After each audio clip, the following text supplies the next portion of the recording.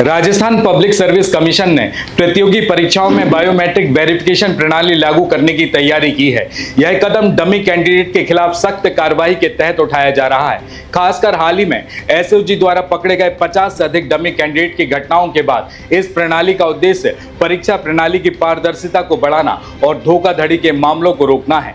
Biometric verification के माध्यम से अभ्यर्थी की पहचान को सुनिश्चित किया जा सकेगा। यह प्रक्रिया मुख्य रूप से आधार कार्ड के साथ लिंक की जाएगी, जिससे हर कैंडिडेट की पहचान आसानी से सत्यापित की जा सके। आयोग का मानना है कि यह प्रणाली डमी कैंडिडेट की पहचान करने और उन्हें परीक्षा से बाहर करने में सहायक होगी।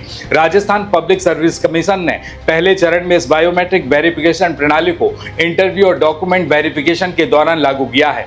यदि यह ट्रायल सफल रहा तो इसे सभी भर्ती परीक्षाओं में लागू किया जाएगा। इस प्रणाली के माध्यम से परीक्षा के दौरान अभ्यर्थियों की उपस्थिति और पहचान को भी सुनिश्चित किया जाएगा, क्योंकि पिछले कुछ समय से राजस्थान में प्रतियोगी परीक्षाओं में डमी कैंडिडेट की समस्याएं लगातार बढ़ती जा रही हैं। इससे न केवल परीक्षा की विश्वसनीयता पर सवाल उठ रहे हैं, बल्कि इससे असली कैंडिडेट के हक भी प्रभावित हुए हैं। बायोमेट्रिक वेरिफिकेशन प्रणाली का उद्देश्य इन समस्याओं को समाप्त करना है, जिससे कि केवल योग्य और असली कैंडिडेट ही परीक्षा में भाग ले सकें। यदि राजस्थान में यह प्रणाली सफल होती है तो इसे मध्य प्रदेश, छत्तीसगढ़ के साथ ही अन्य राज्यों में भी लागू किया जा सकता है। यह भारत के अन्य राज्यों में भी प्रतियोगी परीक्षा की पारदर्शिता और निष्पक्षता को बढ़ाने का एक महत्वपूर्ण कदम होगा। राजस्थान लोक सेवा आयोग द्वारा बायोमेट्रिक वेरिफिकेशन प्रणाली का क्रियान्वयन प्रतियोगी परीक्षाओं में धोखाधड़ी को रोकने के लिए एक सकारात्मक कदम है। यह कदम न केवल परीक्षा की निष्पक्षता को सुनिश्चित करेगा, बल्कि कैंडिडेट के बीच विश्वास भी स्थापित करेगा।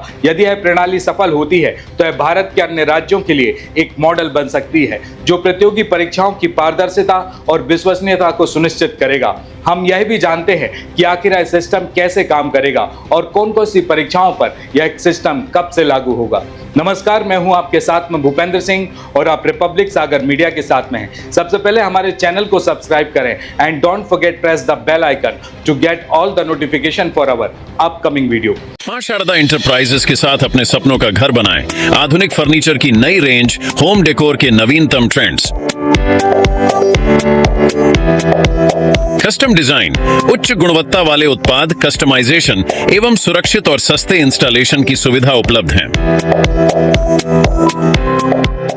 राजस्थान पब्लिक सर्विस कमीशन ने परीक्षा में बायोमेट्रिक व्यवस्था लागू करने के लिए इलेक्ट्रॉनिक एवं सूचना प्रौद्योगिकी मंत्रालय को प्रस्ताव बनाकर भेजा था। 18 सितंबर को मंत्रालय की ओर से आधार कार्ड के जरिए कैंडिडेट के बायोमेट्रिक वेरिफिकेशन की परमिशन भी मिल गई है। आयोग सचिव रामनिवास मेहता के अनुसार वह 6 महीने से इसके लिए प्रयासरत थे। आयोग के आग्रह पर राज्य सरकार के कार्मिक विभाग ने 8 मई 2024 को इलेक्ट्रॉनिक एवं सूचना प्रौद्योगिकी मंत्रालय भारत सरकार को इस संबंध में पत्र लिखा था। इस पर भारत सरकार ने आधार एक्ट 2016 की धारा 4 एवं आधार ऑथेंटिकेशन फॉर गुड गवर्नेंस नियम 2020 के अंतर्गत अभ्यर्थियों की पहचान सत्यापित करने के उद्देश्य से आधार से सत्यापन की अनुमति दी है। आधार कार्ड धारक आइडेंटिटी सत्यापित करने के लिए unique identification authority of India एक ऑनलाइन बायोमेट्रिक यानी कि फिंगर, फेस, आइरिस वेरिफिकेशन की सुविधा प्रदान करता है।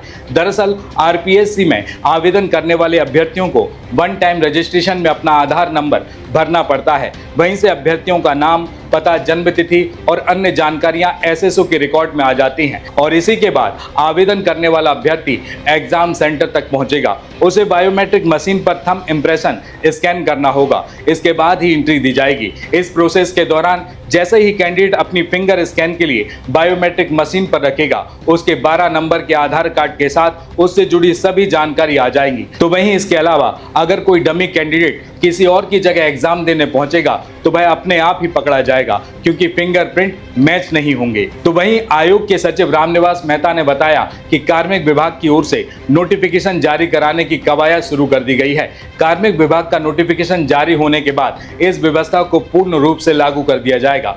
ट्रायल के तौर पर यह व्यवस्था अभी इंटरव्यू और डॉक्यूमेंट वेरिफिकेशन के दौरान लागू होगी। परीक्षा में पास होने वाला अभ्यर्थी इंटरव्यू देने पहुंचेगा तब उसे बायोमेट्रिक पर फिंगरप्रिंट स्कैन करना होगा। इससे ये पता लगाया जा सकेगा कि जिस कैंडिडेट ने एग्जाम दिया है वह कहीं डमी कैंडिडेट तो नहीं। इंटरव्यू तक पहुंचने वाले डमी अभ्यर्थियों पर लगाम लगाई जा सकेगी।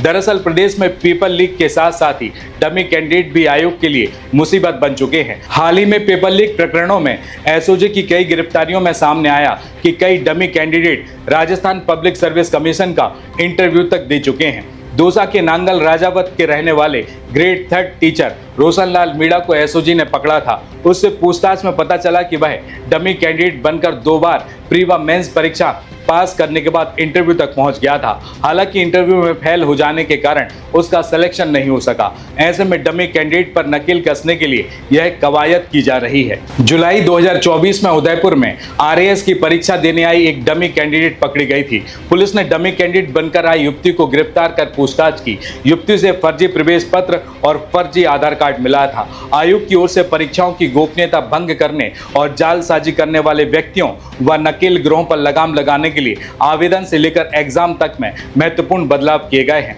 इनमें वन टाइम रजिस्ट्रेशन के दौरान लाइव फोटो कैप्चर, परीक्षा प्रवेश पत्र पर सिक्योरिटी थ्रेड, QR कोड, अभ्यर्थी की अंगूठा निशानी और हस्तलेख लेना शुरू किया गया है। और इसके साथ ही OMR सीट में 5वां विकल्प एवं इंटरव्यू में टोकन के माध्यम से वोट आवंटन जैसी विशेष प्रक्रियाएं सम्मिलित हैं। तो वहीं आधार बायोमेट्रिक सत्यापन सुविधा प्राप्त होने से आयोग अब और अधिक सशक्त हो सकेगा और जालसाजी कर परीक्षाओं में सम्मिलित होने का प्रयास करने वाले व्यक्तियों की रोकथाम प्रारंभिक स्तर पर ही संभव हो सकेगी। अब चरणबद्ध रूप से अभ्यर्थियों की बायोमेट्रिक सत्यापन व्यवस्था आयोग की ओर से शुरू की जाएगी। भारत सरकार की परमिशन मिलने के बाद राजस्थान ऐसा पहला राज्य बनेगा जहां पर ये डिजिटल आइडेंटिफिकेशन की प्रणाली चालू हो रही है। इस पर आपका क्या कहना है? कमेंट बॉक्स पर साझा अवश्य करें। नमस्कार।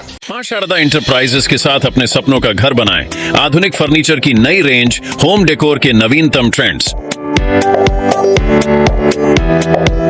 कस्टम डिजाइन, उच्च गुणवत्ता वाले उत्पाद, कस्टमाइजेशन एवं सुरक्षित और सस्ते इंस्टॉलेशन की सुविधा उपलब्ध है।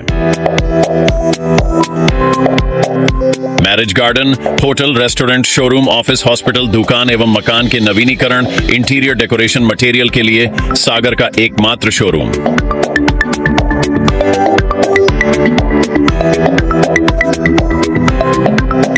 Waterproof, fireproof UV marble sheet, PVC low-wares 2G, 4G और 5G PVC panels, WPC low-wares और wallpaper के साथ। Drawer, sofa set, single bed, double bed, अलमीरा, ड्रेसिंग टेबल और आर्टिफिशियल ग्रास के साथ बहुत कुछ।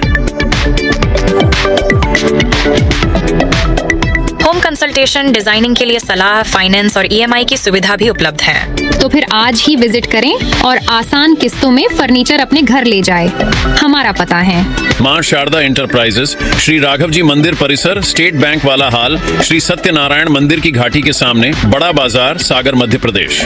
हमारा नंबर है 7000 रिपब्लिक सागर मीडिया को सब्सक्राइब अवश्य करें और आप हमारी आने वाली सभी वीडियो को देखना चाहते हैं तो आपको उसके लिए घंटी जरूर दबानी पड़ेगी ताकि आपको सभी वीडियो की नोटिफिकेशन समय समय पर मिलती रहे। रिपब्लिक सागर मीडिया पर जो भी वीडियो आएगा वह सच की कसौटी पर कसकर ही आएगा।